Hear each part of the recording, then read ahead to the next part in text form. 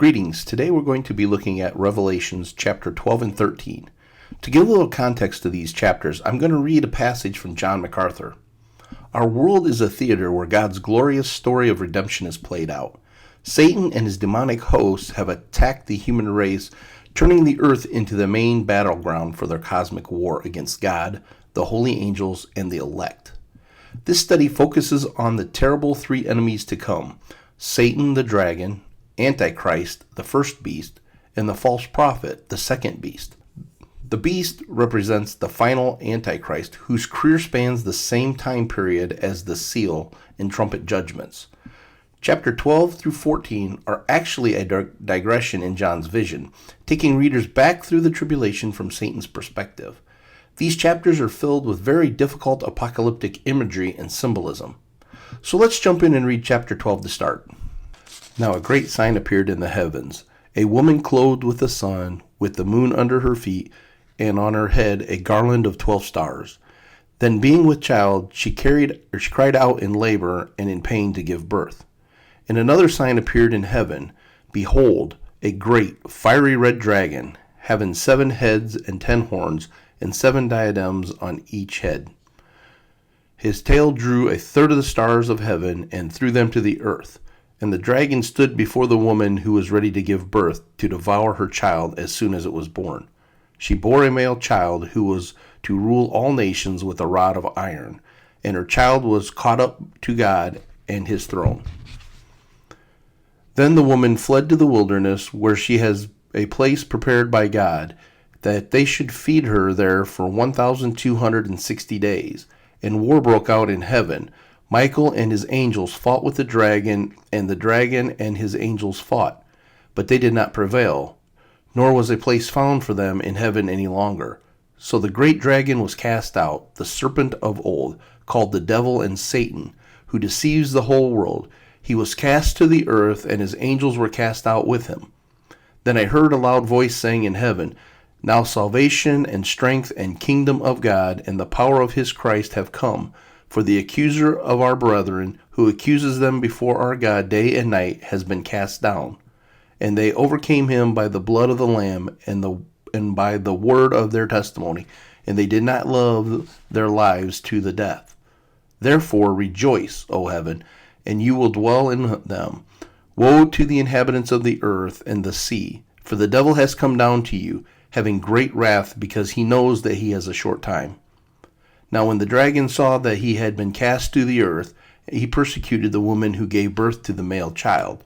But the woman was given 2 wings of a great eagle, that she might fly into the wilderness to her place, where she was nourished for a time and times and a half, from the presence of the serpent. So the serpent spewed water out of his mouth like a flood after the woman, that he might cause her to be carried away by the flood. But the earth helped the woman, and the earth opened its mouth and swallowed up the flood which the dragon had spewed out of his mouth. And the dragon was enraged with the woman, and he went to make war with the rest of her offspring, who keep the commandments of God and have the testimony of Jesus Christ. Let's first discuss the woman found in verse 1. This isn't an actual woman, but a symbolic representation of Israel. In the Old Testament, Israel is pictured as the wife of God. There are 3 other symbolic women that appear in Revelations: Jezebel, who represents pagan and paganism; the scarlet woman, symbolizing the apostate church; the wife of the Lamb, who symbolizes the true church. Looking at how she is clothed, it speaks of the glory and dignity and exalted status of Israel. And the symbolism of her crying out as a mother giving birth symbolizes the agony and suffering of Israel for centuries, longing for the Messiah to come.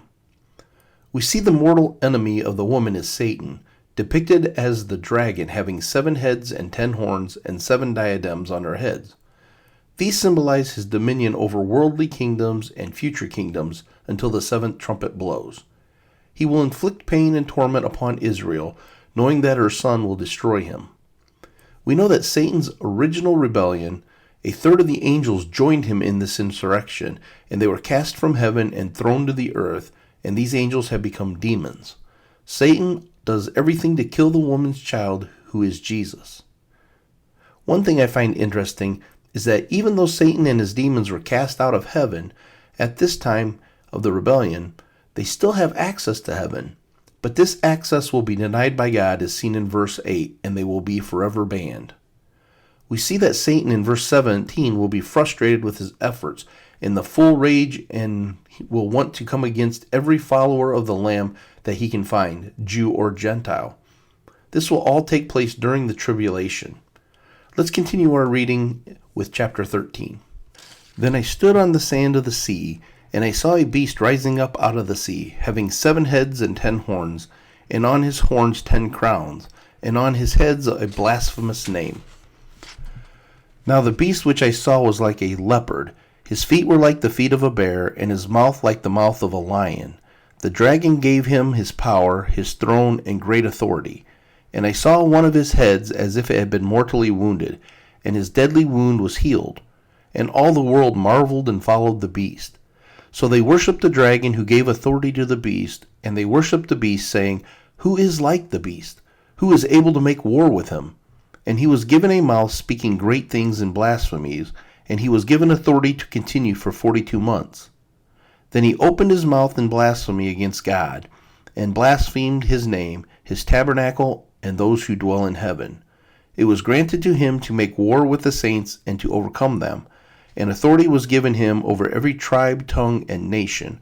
All who dwell on the earth will worship him, whose name has not been written in the book of life of the Lamb slain from the foundations of the world. If anyone has an ear, let him hear. He who leads into captivity shall go into captivity. He who kills with the sword must be killed with the sword. Here is the patience and the faith of the saints. Then I saw another beast coming up out of the earth, and it had 2 horns like a lamb, and spoke like a dragon. And he had exercised all authority of the final beast in his presence, and caused the earth and those who dwell in it to worship the first beast, whose deadly wound was healed. He performed great signs, so that he even makes fire come down from heaven on the earth in the sight of man. And he deceives those who dwell on the earth by the signs which he was granted to do in the sight of the beast, telling those who dwell on the earth to make an image of the beast who was wounded by sword and lived. He was granted power to give breath to the image of the beast, that the image of the beast should both speak and cause as many as would worship the image of the beast to be killed. He caused all, both small and great, rich and poor, free and slave, to receive a mark on their right hand or on their foreheads, and that no one may buy or sell except those who has the mark of the name of the beast or the number of his name. Here is wisdom. Let him who has understanding calculate the number of the beast, for it is the number of man. His number is 666. Looking at this passage, in verse 1, he sees a beast come out of the sea. This word beast literally means a monster. The word describes a vicious, killing animal. In the context, the term represents both a person, the Antichrist, and the system of the world. And we see him rising up out of the sea, which is a metaphor for an abyss or pit. We see this beast has 7 heads and 10 horns. This description correlates with the description of Satan we saw in chapter 12, verse 3. It is believed that the heads may represent successive world empires such as Egypt, Assyria, Babylon, Medo-Persia, Greece, and Rome. In the final kingdom of the Antichrist, the number 10 symbolizes the total of human military and political power. That's assisting the beast, which is the Antichrist. He controls the world.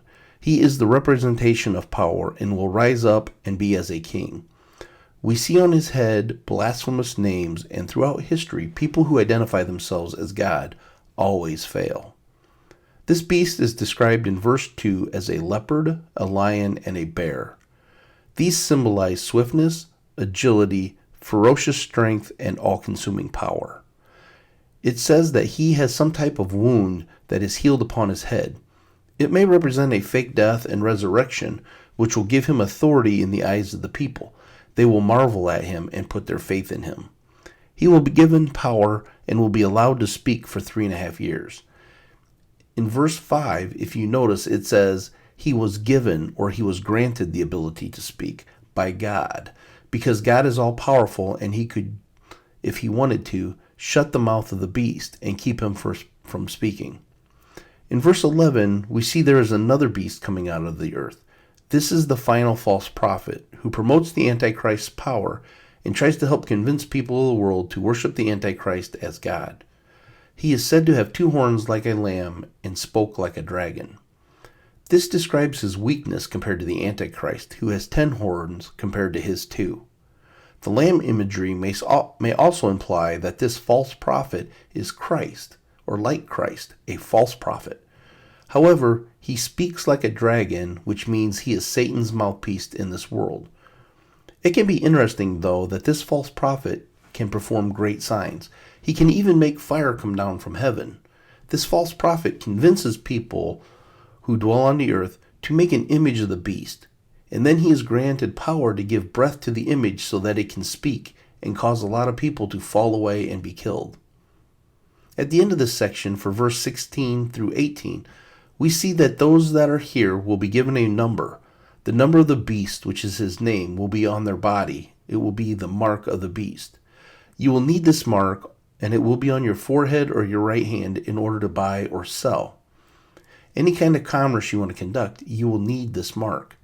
In verse 18, it says his number is 666, which falls 1 number short of God's perfect number, the number 7. This may represent human imperfection. The Antichrist, the most powerful human in the world, will still be that, a man. And that number is 6. He can never be perfect. He can never be as strong as God or perfect like God. In the Roman Empire, it was normal to brand or tattoo a symbol. To brand slaves, soldiers, they bore markings on their bodies so that they knew who they belonged to. Some cults would even tattoo a mark so that they would have some kind of identifier so that the people would know which group you were involved with, which group you belong to. The Antichrist will have a similar requirement, one that will be needed to be visible on the hand or forehead, which lets people know who you belong to. You belong to him. The number being repeated 3 times. Is it intended to reiterate man's identity, the weakness, showing the imperfection of man? Is it a mocking of the Trinity? We don't know. In many languages, including Hebrew, Greek, and Latin, numbers also contain a numerical equivalent and a alphabetical equivalent. Very little is known about the meaning of 666. We can't speculate beyond the number that it's just a number. It says it is his name, but since we don't really know, we can't pick those numbers and translate those into letters to come up with an actual name. You may find it interesting to study Daniel's visions and prophecies of the end times. They contain similar imagery that we find here in Revelations. You can read this in Daniel chapter 12, verses 1 through 28. You can read that and compare it to the imagery and symbolism that you find here for a further study. Thank you for joining me today for this study, and I look forward to sharing more with you next week.